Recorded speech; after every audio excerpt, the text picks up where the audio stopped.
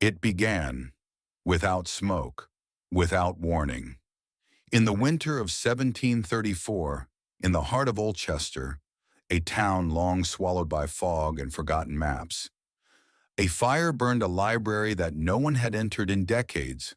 But when the ashes cooled, there were no bodies, only books, open on the floor, their pages curled into faces.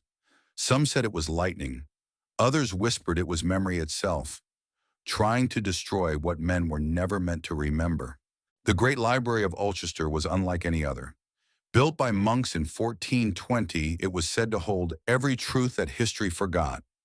Its founder, Brother Thomas, wrote, "When men forget, the pages will remember."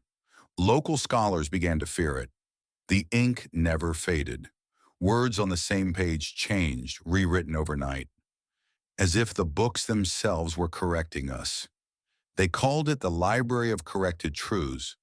One bishop tried to ban it, but he died 3 days later, his sermons rewritten in his own handwriting, telling a story of guilt he never confessed.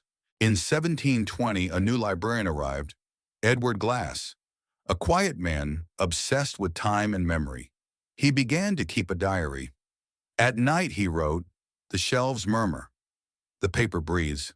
Sometimes I hear names of people long dead or not yet born." Edward stopped sleeping. He began writing down the words he heard, lists of kings that never existed, wars that never happened, and cities that did not yet fall. Then one night, the whisper said his name.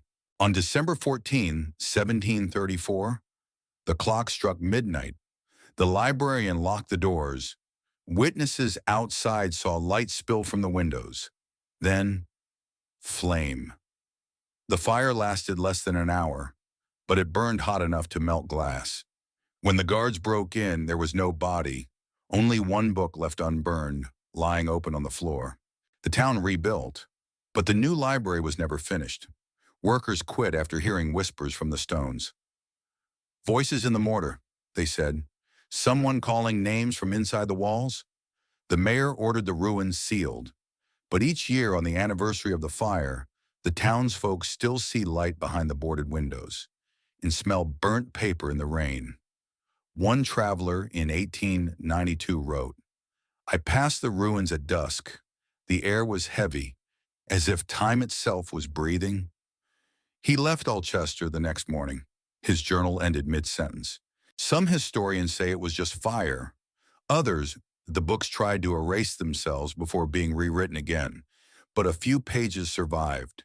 In them, faint sentences appear when held to candlelight. History does not end. It rearranges. Those who read, remember. And one more. The library will rebuild inside whoever listens. Maybe that's what Edward meant. Maybe history isn't what we record, but what refuses to be forgotten. And sometimes when the fog drifts across Oldchester, you can hear it again.